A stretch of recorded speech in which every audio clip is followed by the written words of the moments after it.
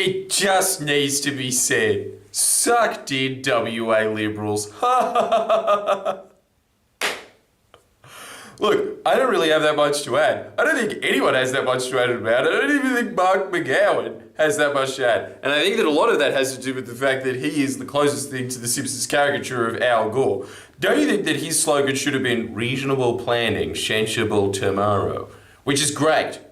That's something that we will be getting to right now. I was going to wait until later, but hey, we're here. Let's keep the party going. The party of reasonableness. But yes, obviously the main reason that the WA Liberals won, I think everybody identifies that, even the former opposition party, the WA Libs. How hilarious is it that they're not even in opposition anymore? That's how thoroughly they were creamed. That was a good day. Yeah, well, just try to let that sink in for a second. But everybody obviously acknowledges that it was Mark McGowan's take no prisoners, island within an island, hard border shut. And the economic results prove as well, not only is it popular amongst the community, the only place that isn't popular is Sky News. And have you ever read that magazine, The Spectator, where you think, oh, it's got really classy writing, let's look at this, and okay, it's a more wankily worded Sky News beginning monologue.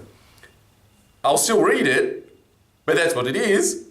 And they were the ones who were just saying, where's your humanity, Mr. McGowan? Dictator Dan, you're lucky that your name starts with a D, and therefore Dictator Dan rhymes. I mean, you know, that Year 12 English technique.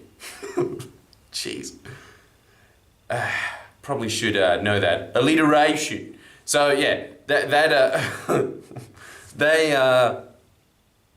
that was obviously what was driving all of WA to do that. I think that there was actually one commentator that was saying that, yes, it's just the WA's inherent yearning to not be part of Australia. And I fully understand why you don't want to be either. It is God's country. Perth, everybody always says, I'm moving to Victoria, that's it, I can't handle the Libs, I'm moving to where people make things. Well, first of all, WA makes way more sense now. And on top of that, Perth's way madder.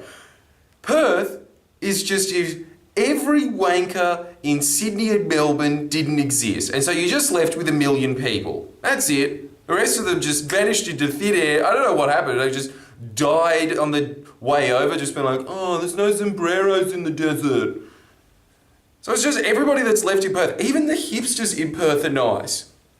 So it's just a God's country area. And yes, it was definitely COVID that sparked these emphatic victories for all of the premiers. It's also the case of what happened in Queensland as well as the Common Sense Brigade. But the thing that the big difference, I think, between what is happening in Western Australia as opposed to what is happening in Queensland, WA is more Stokes country. There's a bit of a Murdoch influence there, as there is everywhere else, but it's just not the same as Murdoch owning every single paper. And the difference between Rupert Murdoch owning all papers and Stokesy, you know, being a huge run of the media. And also, don't you think that just, if you were to make a television station that represents Western Australia, it would be Channel 7. Channel 7. In fact, isn't Nat from WA? It wouldn't surprise me if, oh yeah, Koshy, South Australia, close enough. You should be part of Western Australia. And I think that it's just, the difference is that Stokesy is part of that wing of the oligarchy who is fine with a Labor government as long as they don't do anything too crazy, which is what McGowan was constantly emphasising throughout his entire election campaign, not that he needed to in the first place, which is why when everybody is saying, why didn't you do anything about it? Because of that result. I don't think I was needed there. But in Queensland, because it's completely Murdoch run, Murdoch is emphatically ideological. Yes, he is on the side of the Libs for his business interests, but not in the same way that Kerry Stokes is. Kerry Stokes can do business with Labor Party. See, the only reason that Kevin Rudd got elected being the fact that he was on Sunrise for 5 years.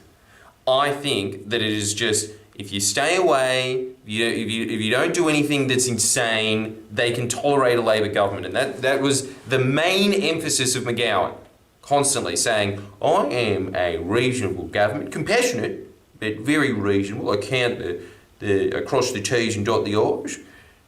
And that's a very appealing message to a place like Western Australia. And I think actually it is just an appealing message to everyone. One of the other major factors that resulted in this win, first off, is he's a complete Chad. Don't you think every time I look at him, I think, why are you in politics? Why aren't you a Chesty Bond model? But that definitely helps, I do think. It's just when you look at Mark McGowan, you think alpha.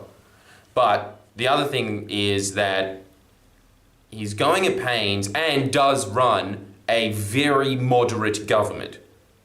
And I've got nothing against that. I just like insane things not being blocked, because I think that the general institutions of things, which if you look at what Mark McGowan has done, which is just exceptional economic management, people are always going to say, oh, it's the mining boom, just like they said about Kevin Rudd. Yeah, well, it's very interesting that if there was a mining boom in Western Australia, it means that there would have been a mining boom globally, and yet there are all these nations that are in a recession, and Western Australia, while there was a mining boom under the last Liberal government, was in a recession. Isn't that insane? They were in a recession during a mining boom.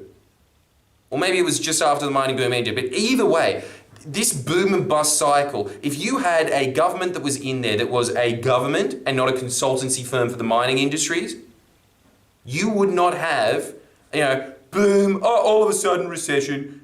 You would have, okay, all this money coming in, we're just going to put that into savings, and we are going to, opening up funds, and we wouldn't be spending all of the money at once just to try and re-win elections. You would not go into a recession. But McGowan went from recession to COVID, which, if you look at it on a national scale, thanks to the Liberals' federal management of it, this is the worst recession that we've ever had on record.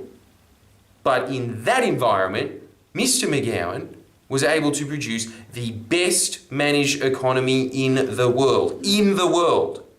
That is the difference between a Liberal and Labor government. The worst recession on record, or the best managed economy on earth again, just like we had under Rudd.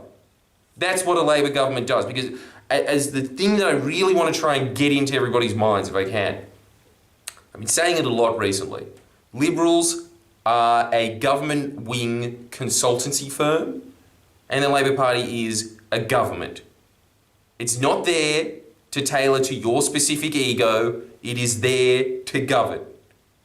That is the other component of all of this that I think I actually do agree with Sky News on this, which is that, you see, this is what happens when there is no culture war. Because the whole point of a culture war, why culture war is stoked?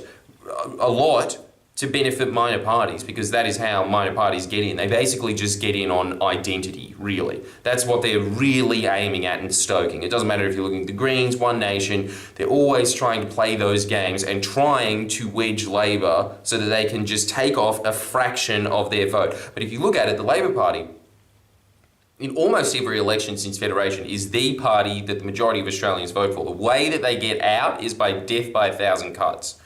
And if you have an election where there isn't any of these culture wars that are happening, that's really what it is. This is why the Liberal Party, I think, is also tanking. I think that Alan Jones is right about this. On a federal level, they should not be as unpopular as what they are during COVID. During any sort of type of crisis, it's usually the people turn towards the government. Conversely, I think that the reason that the Labor Party is getting such emphatic wins during COVID is because everybody does recognise deep down, no, this is a sensible government. And, the business community might have been lobbying for them to keep the borders open, but they said, no, that is not in the interest of the state. We're going to shut the borders. Everybody understands, yes, that is a firm governmental decision. And I think in times of crisis, people do look towards a Labor government. So it does help them a lot if they are in government already. And when it comes to on a federal level, I think everybody is starting to recognise, no, it was the states that really pulled us through in COVID. There was nothing but a distraction coming from Canberra. And I think people are starting to feel the impacts of that recession. Not in WA. God's country. That is going to be my thing from now on. When Gladys Berejiklian almost inevitably wins in New South Wales, I'm going to be saying that. That's it, I'm moving to WA, and then not doing it. like this video and subscribe if you're in the same boat. And I think that when you just have an election where the entire focus is on basic issues, and you are not trying to stoke these kind of things of like, oh, just change the flag, or some shit like that, right? It's just about, look, I gave you jobs, the economy is going well, and I think that shutting the border was definitely the most sensible response to the circumstances of COVID, which is sort of how McGowan talks. And I've got nothing against that either. And I don't think that the average Australian has anything against that. And I think that that is why Anthony Albanese's strategy is actually starting to work, which is to just be as non-showy as possible. Just stick to bread and butter issues. I think when the Australian people are sort of presented with that kind of a figure, just a really stern automaton, they do seem to resonate with it. And why not? It's really good to have somebody in there that isn't that kind of figure that, is trying to stoke some kind of like, yeah, we'll get this, and oh, we're going to fuck over this group to get this group. They actually do, it's actually what John Hewson once identified. The Australian public does like your kind of Howard figures. They like not knowing that the government is there, and that's what Scott Morrison was obviously aiming for, but he kind of has that little Trump flair in him where he can't keep his fucking mouth shut and says stupid things about a biggest trading partner. But I think that that's what's happening there. Those are the underlying currents of like, the moving out of a recession into the best managed economy on earth during COVID. You got to be rewarded for that. Shutting the borders, very popular with Western Australia. I like the fact that you're embarrassed by the rest of us. You should be. You've got a good thing going on there. But I think that the other thing was that, yes, it was just a very, very, very boring campaign. And as such, you start to realize what government really is about, which is just delivering you services. None of this trying to play people off against each other. That just wasn't apparent in the West Australian one. In fact, the only time that they tried to do it was the Libs, and they just started tearing each other down more, so it worked even better. Anyway, that's all. I just needed to brag. I just needed to do an emergency broadcast on that because it's just such a good victory.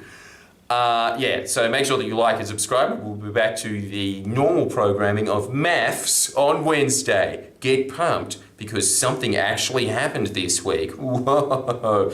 Starting to justify why it's the most watched show in Australia. It's so weird. If I was just doing this about maths, you know what really works? Drama. But yeah, drama does work if you're trying to attract 1 million people. Not 4 or however fucking many people there are in Western Australia. No, there probably is only 1 million people. In fact, I wouldn't be surprised if there's 200,000. Anyway, that's for you to ponder. Please share and comment below. Comment.